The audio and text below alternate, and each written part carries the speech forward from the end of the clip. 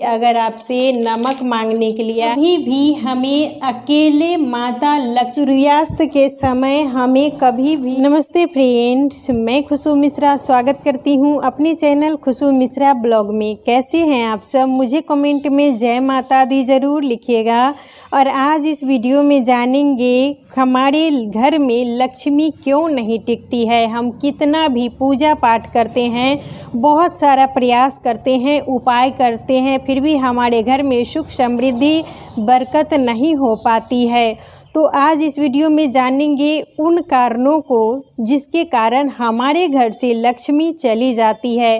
तो इससे पहले अगर आपने मेरे चैनल को सब्सक्राइब नहीं किया है तो इसे सब्सक्राइब कर ले, बेल आइकन को ज़रूर प्रेस करें जिससे वीडियो की नोटिफिकेशन आप लोग के पास सबसे पहले पहुँचे।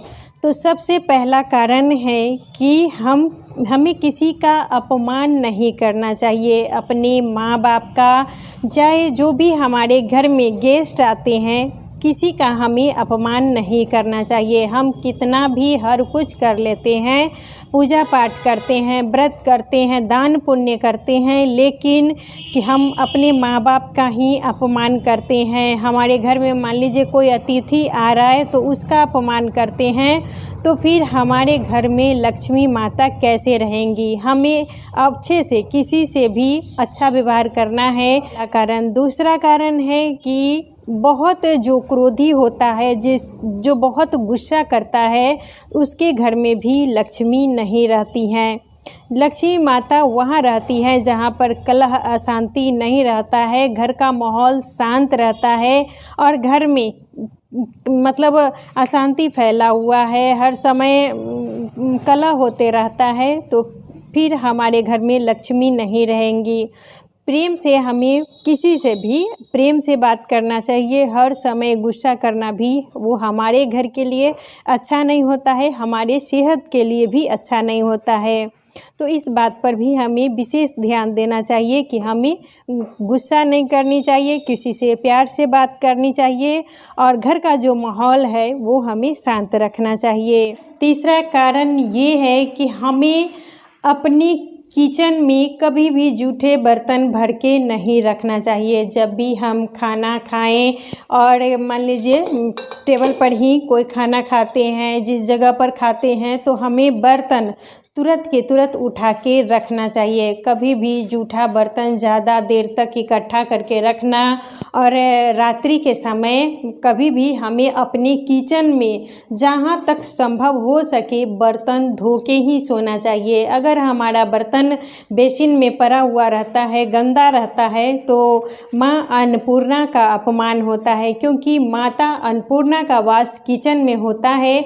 और अगर हम जूठा रखेंगे, इधर उधर फैला के रखेंगे, तो फिर हमारे घर में माँ अन्नपूर्णा कैसे आएंगी। तो हमें किचन को साफ रखना है और बर्तन है रात में साफ करके ही सोना चाहिए। और जब भी खाएं तो जो बर्तन होता है उसे धो के ही रखना चाहिए। बहुत सारा बर्तन इधर फैला हुआ है, उधर फैला हुआ है, तो इस तरीके से हमें नहीं रखना है। चौथा है कि हमें शाम के टाइम में किसी को भी नमक नहीं देना चाहिए। कोई भी अगर आपसे नमक मांगने के लिए आए तो शाम के टाइम में हमें नहीं देना चाहिए। नमक का भी विशेष महत्व है।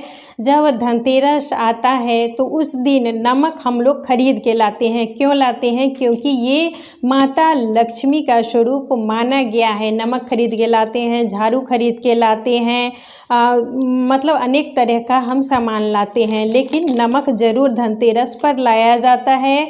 और शाम के टाइम में अगर आपसे कोई नमक मांगे तो कभी नमक नहीं देना चाहिए। नमक देने से हमारे घर की जो लक्ष्मी होती है वो चली जाती है। सूर्यास्त के समय हमें किसी को कुछ भी नहीं देना चाहिए। अगला नियम ये है कि कभी भी हमें आटा गूँथ के और फ्रिज में नहीं रखना चाहिए। बहुत से लोगों की ये आदत होती है कि वो आटा ज़्यादा गूँथ लेते हैं और सोचते हैं कि फिर हम कल बनाएंगे। कल हमको आटा गूँथना नहीं पड़ेगा, यानी सानना नहीं पड़ेगा। तो कभी भी अपने फ्रिज में ज़्यादा आटा गूँथ के नहीं रखना चाहिए। जितना आपको काम हो, जितनी रोटी बनानी हो बना लीजिए। और मान लीजिए अगर आपका आटा बच जा रहा है, कभी कभार ऐसा होता है कि बच जाता है तो वो हम रख सकते हैं, लेकिन हमें ये ना कि अभी हम आटा गूँथ के रख दिए हैं कल के लिए। तो फ्रिज में रखने से जितना भी उसका जो गैस होता है, हानिकारक तत्व होता है फ्रिज का, तो वो हमारे आटे में आ जाता है और हमारे सेहत के लिए वो बिल्कुल अच्छा नहीं होता है। कभी भी हमें अन्न का अपमान नहीं करना चाहिए। अन्न का जो अपमान करता है वो मतलब अच्छी आदत नहीं है।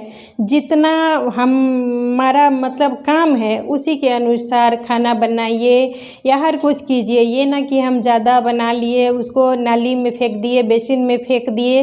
खाने की बर्बादी हमें कभी नहीं करनी चाहिए। खाना अगर हम बर्बाद करते हैं तो फिर आगे हमें अन्न की दिक्कत हो सकती है। तो कभी भी हमें खाने की बर्बादी नहीं करनी चाहिए और कभी भी हमें माता लक्ष्मी की अकेले पूजा नहीं करनी चाहिए। अकेले हम पूजा करते हैं तो फिर वो हमारे घर में अस्थाई नहीं रहती है। माता लक्ष्मी और विष्णु भगवान की साथ में पूजा करनी चाहिए। जहाँ पर विष्णु भगवान रहते हैं वहीं पर माता लक्ष्मी अस्थायी रूप से रहती हैं। तो इसीलिए कभी भी पूजा करें तो दोनों विष्णु भगवान और माता लक्ष्मी की साथ में हमें मूर्ति या प्रतिमा अपनी पूजा रूम में रखनी चाहिए। कभी भी गलती से हमें माता लक्ष्मी को अकेले नहीं रखना है। अगर हम अकेले रखते हैं और माता लक्ष्मी का पूजन करते हैं तो फिर वो हमारे घर में अस्थायी रूप से नहीं रहती है।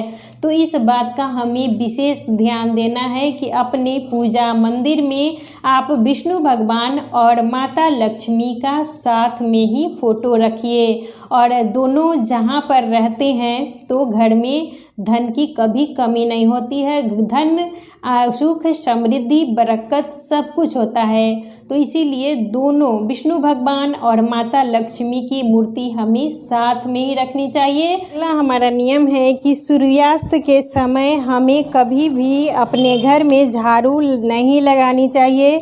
झाड़ू भी नहीं लगाना चाहिए, खाना भी नहीं खाना चाहिए और सोना भी नहीं चाहिए।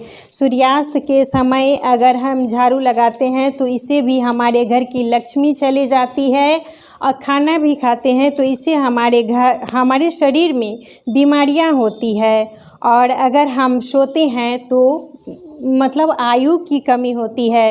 तो इसीलिए हमें सूर्यास्त के समय ना झाड़ू लगानी है, ना हमें खाना खाना चाहिए और ना ही हमें सोना चाहिए। सूर्यास्त के समय हमें इस तरीके का काम नहीं करना चाहिए, क्योंकि माता लक्ष्मी का आगमन शाम के टाइम में होता है, सूर्यास्त होने, जिसको हम गोधूली बेला कहते हैं। अगर इस टाइम में अगर हम झाड़ू लगाते हैं, भोजन करते हैं, सोते हैं तो इससे भी हमारे घर में लक्ष्मी नहीं टिकती हैं। तो इन सभी बातों पर विशेष ध्यान देना चाहिए। और अगला नियम ये है कि जब भी हम घर की साफ सफाई करें और जो कूड़ा होता है उसको कभी भी हमें उत्तर दिशा की तरफ नहीं फेंकना चाहिए। जितना भी कचरा हो वो दक्षिण दिशा की तरफ फेंका जाता है, क्योंकि उत्तर दिशा में भगवान का वास होता है और जितने भी देवी देवता हैं वो उत्तर दिशा से ही हमारे घर में आते हैं। और अगर हम अपने घर का कचरा उत्तर दिशा में ही जाके रख दें तो फिर हमारे घर में माता लक्ष्मी कैसे आएंगी। तो इस बात का हमें विशेष ध्यान रखना है कि अपने घर का जो कचरा होता है, जो कूड़ा होता है, वो हमें दक्षिण दिशा की तरफ रखना चाहिए। कभी भी हमें उत्तर की दिशा की तरफ घर का कचरा नहीं फेंकना चाहिए। वो हमारे घर के लिए अच्छा नहीं होता है। इससे हमारे घर में दरिद्रता आती है, गरीबी आती है, दुख परेशानियां आती है। तो हमें इन सब बातों पर विशेष ध्यान देना है और घर में ज़्यादा कचरा भी इकट्ठा ना करें। ये ना कि हम झाड़ू लगा लिए और जो कचरा होता है उसको हम मतलब जमा करके रखे हुए हैं। झाड़ू लगाने के बाद आप कचरा रोज़ के रोज़ ही अपने घर से निकालें और दक्षिण दिशा की तरफ ही हमें कचरा फेंकना चाहिए। तो हमें इन्हीं सब बातों पर ध्यान देना है और कुछ जो ये नियम है उनका पालन करना चाहिए। किसी का हमें अपमान नहीं करना है, माँ बाप का भी अपमान नहीं करना चाहिए। कोई भी अगर हमारे घर में गेस्ट आते हैं, अतिथि आते हैं, उनका अपमान न करें। सबसे हमें प्रेम से बात करनी चाहिए और शाम के टाइम में किसी को हमें नमक नहीं देना चाहिए और आटा भी गूँथ के कभी भी हमें फ्रीज में नहीं रखना चाहिए। और जब भी झाड़ू लगाएं तो सूर्यास्त होने से पहले ही हमें घर की साफ़ सफाई कर लेनी चाहिए और बर्तन वगैरह जो है वो सब धो लें और जो भी कचरा होता है वो हमें दक्षिण दिशा की तरफ फेंकना चाहिए। कभी भी हमें उत्तर दिशा की तरफ घर का कचरा नहीं फेंकना चाहिए, क्योंकि उत्तर दिशा से ही जितने भी देवी देवता हैं, भगवान होते हैं, उनका आगमन होता है। जहाँ पर नारायण रहते हैं, विष्णु भगवान रहते हैं, वहाँ पर माता लक्ष्मी अस्थायी रूप से रहती हैं। तो इसीलिए दोनों की साथ में पूजा करनी है और अपने घर का जो माहौल है हमेशा शांत रखना चाहिए। प्रेम से बोले, किसी को भी मतलब ज़्यादा गुस्सा से हमें नहीं बोलना चाहिए, क्योंकि जहाँ पर गुस्सा रहता है, क्रोधी व्यक्ति जहाँ पर रहते हैं वहाँ भी लक्ष्मी माता नहीं रहती हैं। तो इन सब नियमों का पालन करना है, ध्यान देना है कि हमसे कोई गलती ना हो। तो आज का वीडियो यहीं तक था। फिर मिलूंगी एक नए वीडियो में। वीडियो अच्छा लगे तो इसे लाइक कीजिएगा, मेरे चैनल को सब्सक्राइब कीजिएगा और कोई भी बात आप मुझसे पूछना चाहती हैं तो कमेंट बॉक्स में पूछ सकती हैं। फिर मिलूंगी एक नए वीडियो में, तब तक के लिए नमस्कार।